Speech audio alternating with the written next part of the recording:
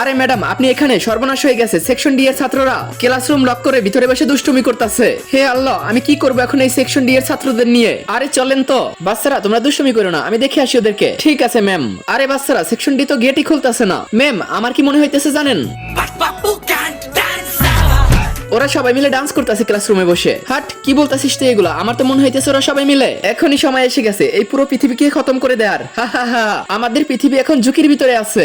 আরে তুমি তো দিশুর থেকেও বড় বোকা। ওরা আবার এক্সাম পেপার গুলোকে চুরি করে নাই তো? কারণ ওরা আমাকে কালকে লাইব্রেরিতে দেখেছিল। আরে না, কি বলেন আপনি এইগুলা ম্যাম? ওরা তো পড়ালেখাই করে না। আরে ম্যাম, প্রিন্সিপাল স্যারকে সকাল থেকেই দেখতাছি না। মনে হয় ওরা প্রিন্সিপাল স্যারকে মেরে তারপরে ক্লাসরুমের ভিতরে লুকিয়ে আছে এখন। না কি ম্যাম, এই সেকশন ডি এর দরজা কেন বন্ধ? হ্যাঁ ভূত ভূত, প্রিন্সিপালের আত্মা আমাদেরকে বদলা নিতে এসে গেছে। কোথায় কোথায় ভূত মাম্মি?